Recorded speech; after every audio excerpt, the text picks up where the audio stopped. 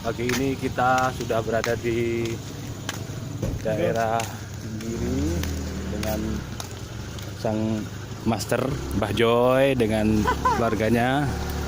Ya. Nah, itu rekan-rekan yang lain.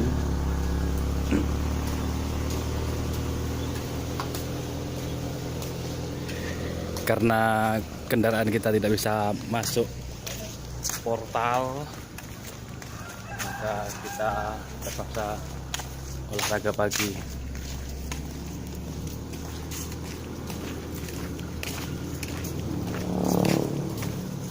Daerah Gresik.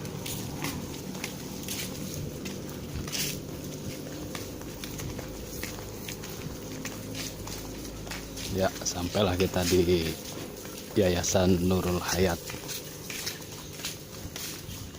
Pesantren Tahfidzul Quran Nurul Hayat.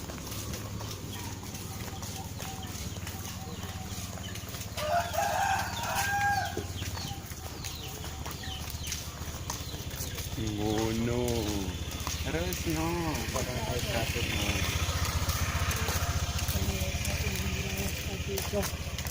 Yang tadi malam masuk angin, sekarang mulai muntah-muntah. Kocok ngalem kuwi. Gede-gede no. Ya. Inilah saudara, inilah suasana pagi di kediaman Mbah Joy Gresik.